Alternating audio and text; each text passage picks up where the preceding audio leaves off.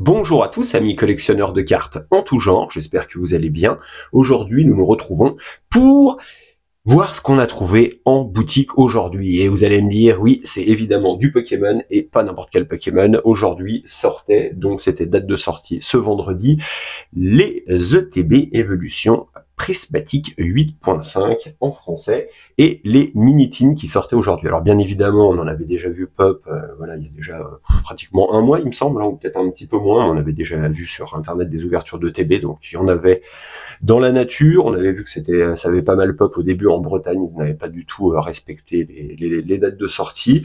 Voilà, donc date de sortie aujourd'hui, donc j'ai pas vraiment regardé ce qui s'était passé voilà, devant les boutiques et ce genre de choses. J'ai eu juste quelques retours comme ça en tombant dessus sur Facebook ou autre, et donc il y avait une fois de plus encore un petit peu la queue. Mais j'ai l'impression quand même que c'est en train de se tasser un petit peu et que les gens derrière, à force d'acheter au scalper avec des coefs x2, x2,5, x3, bah les gens commencent aussi à en avoir marre, ça se ressent dans les groupes.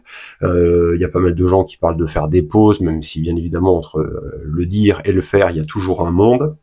Mais c'est vrai que là, ça devient un petit peu n'importe quoi. Les gens, pour moi, parlent de hype. D'ailleurs, pendant cette petite vidéo, on va s'ouvrir certainement ce petit coffret pour essayer d'avoir un code pack.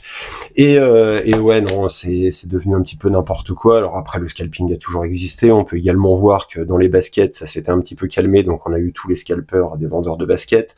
Le rétro gaming, pour ceux qui suivent un petit peu le rétro gaming, c'est pareil. Il y a pas mal de gens là qui commencent à vendre de belles pièces de collection. On commence à voir pas mal de ventes parce que les gens se disent, est-ce que mes enfants joueront à du 8 bits ou du 16 bits, même s'ils ont joué un petit peu avec moi. Ça reste compliqué. Donc là, on voit que notre génération, enfin la génération des espèces de boomers, voilà, on s'était mis un petit peu à la nostalgie. Alors, on est toujours, pour la plupart, hein, des collectionneurs, donc le problème ne se pose pas. Mais après, il y a eu aussi pas mal de gens qui se sont mis à acheter, à coffrer des trucs à gauche, à droite, auxquels ils ne jouent jamais.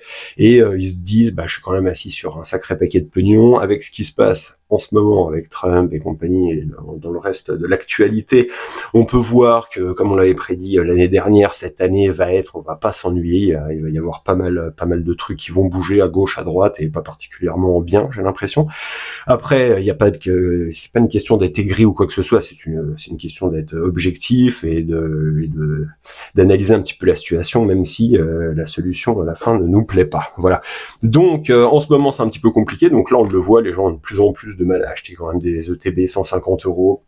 On les trouve à 140, 150, 110 avec des défauts de scellage, parce que bien évidemment, oui, alors donc nous, on m'a préparé mon petit sachet comme d'habitude. Alors ce matin, c'était un petit peu la bagarre, donc je n'y suis allé que cet après-midi. Voilà. Hop, on a eu cette petite merveille. Alors tout le monde se bat pour ça en ce moment, hein. Pourtant c'est un coffret, en papier avec des cartes à l'intérieur. Non, je rigole. Non, c'est une très jolie petite boîte, voilà, donc pas de défaut de scellage. Je pense qu'elle aurait PCA 10, hein, les mint. Voilà. Oui, non, ils vont bientôt se mettre, de toute façon, avec les pimpins qui sont prêts à mettre de l'argent dans du grading ou autre chose. Je vois pas pourquoi la mode, par exemple, des ETB CD ne serait pas lancée, hein. Je pense que ça se verrait. Puis les gens sont déjà prêts à acheter ça 150 €, on l'a déjà dit, et à remettre dessus une plexi case anti-UV machin à 20 balles. Donc déjà, il a bouffé la grenouille sur sa marge pendant un petit moment, si c'est de l'investissement. Et après, en rajoutant en plus une case dessus, alors oui, c'est sûr, ça va bien la garder contre les UV et tout, mais bon, ça fait un sacré billet pour une petite boîte en carton. Petite boîte en carton, d'ailleurs, tiens, pour parler de ça, il y a une vidéo très intéressante, là, il y a Zugma, j'avais navigué un petit peu sur YouTube, et j'aime bien ce YouTuber, et du coup, il a quand même parlé d'un sujet que peu de YouTubeurs, on va dire, ont mis en relief, c'est le fait que, par exemple, sur ça, tout ce qu'il a dit a l'air d'être vrai. J'ai pas recoupé les informations, mais honnêtement, je me permets de les reprendre et surtout de vous inviter à regarder sa vidéo. En gros, pour faire simple, il sera plus dans le détail. Une boîte comme ça, en gros, je vais dire des bêtises, hein, lui le dira mieux que moi, mais en gros, ça, c'est fait dans une partie du monde. Les sleeves sont faits, je vais dire une bêtise, mais en Italie, en Hollande, pour, on va dire, juste le petit wrap qu'il y a dessus. La boîte se fait en Chine, etc., etc. Et après, tout ça est assemblé aux États-Unis ou dans un autre pays. Enfin, vous voyez ce que je veux dire. Donc, en termes d'empreinte carbone, alors il y a plein de gens qui s'en tapent de ça, bien évidemment, de l'écologie, qui vous diront on s'en fout, ça fait le tour de la planète, c'est le capitalisme, c'est la hype, et voilà. Mais le fait est que ça fait 3 fois le tour de la planète pour une petite boîte qui, après, en plus, est vendue encore plus cher, bousille la planète d'une certaine manière, et derrière, les gens se battent pour en avoir. Donc il y a un non-sens un petit peu du début jusqu'à la fin. Voilà. Enfin ça, après c'est ma façon de voir les choses. Hein. Après tout le monde peut avoir la sienne. Hein. Je critique pas forcément. Si les autres peuvent penser autre chose. Donc dedans il y a 9 boosters. Ça je pense qu'on va la garder. Je vais être honnête avec vous. Et ce sera une très bonne monnaie d'échange puisque c'est pareil. Vous prenez les derniers étincelles déferlantes. Vous prenez un full set. Ça se vend, je crois, la moyenne, la cote doit être à 2500-2700 €. Alors full set, hein, avec toutes les cartes, tout ça, 2700 €. Et ben, vous pouvez vous payer quand même des sacrés sets complets, des master sets de trucs beaucoup plus anciens. Ce qui paraît un petit peu choquant. Après, les gens vont dire, oui, mais il y a plus de cartes dans le set ou ce genre de choses. Certainement, peut-être, faudrait comparer. Mais le fait est que 2700 € pour un master set, là, récent, c'est beaucoup trop. Je veux dire, la hype, moi ce que je ressens surtout en voyant des gens se battre devant des supermarchés, c'est pas vraiment une hype. C'est plutôt que l'économie va de plus en plus mal et que des gens sont prêts des fois à poser une journée de travail, donc à perdre en gros 80 €. Enfin, si c'est une journée sans solde, si c'est une journée où ils sont payés, ils vont peut-être... J'imagine, il y a rarement, c'est pas péjoratif, mais vous voyez rarement des chirurgiens ou des bac+13 ou des choses comme ça le matin, ou des gens qui gagnent relativement bien leur vie le matin en train de se bousculer pour acheter ça, surtout qu'on le voit très bien, ça part en vitrine, enfin en dressing sur Vinted, les gens vendent des vêtements à côté et c'est le seul item qu'ils vendent. Voilà, x2.5 ou x3. Voilà. Donc on voit que c'est uniquement pour se faire un billet, les gens espèrent par exemple en avoir 2, je pense, et se faire le petit billet. Ce n'est pas à critiquer, c'est des gens qui vont certainement acheter de la nourriture derrière ou autre chose, ou quelque chose qui les intéresse plus, après on n'est pas là pour voir. Mais les gens qui font ça, il y a des gens qui sont prêts à prendre une journée, on n'est plus dans la passion ou la hype, on est dans surtout des problèmes économiques pour pas mal de gens, et des gens qui sont obligés par des moyens tout ce qui est de plus légal, hein, enfin des moyens légaux, d'une certaine manière pour se faire un petit billet, et puis survivre, hein, d'une certaine manière, parce que autrement, franchement, faut avoir envie de faire la queue pendant 1 heure, ne pas être sûr d'avoir son truc, essayer de négocier pour en avoir 2, se faire un petit billet, essayer de faire, enfin voilà. Honnêtement, ça, c'est très compliqué, voilà. Enfin, après, ça, c'est mon point de vue, il reste ce qu'il est, il vaut pas grand chose, mais c'est le mien. Voilà, donc ça, on va le mettre de côté, on s'en fiche un petit peu, ce sera une très bonne, comme je vous dis, monnaie d'échange, et puis après, ce qu'il faut, c'est pareil, si c'est des collectionneurs ou des gens qui étaient vraiment dans l'investissement et qui étaient pas prêts à vendre tout de suite pour prendre leur billet de 50 ou leur billet de 100 € tout de suite, c'est des gens qui mettraient un petit peu de côté s'ils croient un petit peu au futur, et qui revendraient ça l'année d'après, ou 2 ou 3 ou 4 ans, c'est ce qu'il faut faire, des roulements de 4 ans en gros, et puis comme ça, à chaque fois, voilà, vous voyez bien l'évolution céleste, et le reste. Après, on a réussi à voir, c'est pareil, on n'a pas trop forcé la main, on m'avait demandé si j'avais une préférence pour les illustrations sur les tin box, je m'en tape complet. Donc voilà, tout le monde s'est jeté sur les Noctali. D'ailleurs, on a vu dans un groupe, dans une tin box Noctali, donc un God Pack qui est sorti. Donc ça, ce sera ouvert sur la chaîne, parce que honnêtement, ça va être rigolo à ouvrir, et je pense qu'on l'ouvrira, on fera un petit battle avec mon fils. Voilà. Donc ça, c'est fait, et maintenant on va s'ouvrir ça pour ouvrir quand même un petit peu de cartes, et puis essayer d'avoir quelque chose, parce que ça fait quand même zizir. Voilà. On va bientôt revenir sur Magic. Là, il y avait pas mal d'autres projets en cours, donc c'est vrai que c'est... Voilà, hop, on va ouvrir ça. Alors, le petit poster.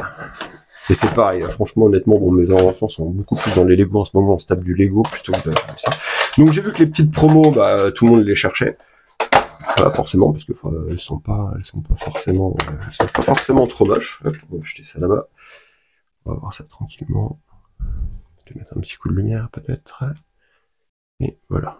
Bon, on va pas regarder si elles sont mint, et ça, si elles sont des points blancs, on s'en fiche un petit peu. Ça partira dans un classeur, ou autrement ce sera échangé, ou vendu dans un lot, ou un truc comme ça, mais je sais même pas si je l'ai gardé, quoi que celle-là est quand même très très jolie. Mais j'aime beaucoup les évolutions et ce genre de choses, hein.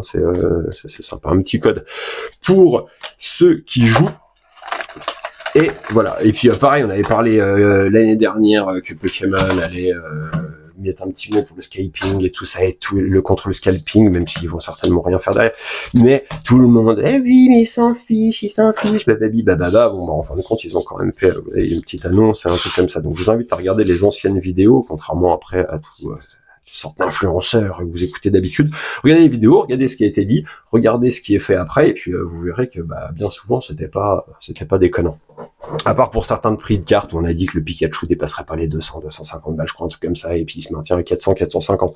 Bon, il a été pump au début, C'est pareil, celui-là, à voir s'il monte, voilà, s'il continue à monter ou pas.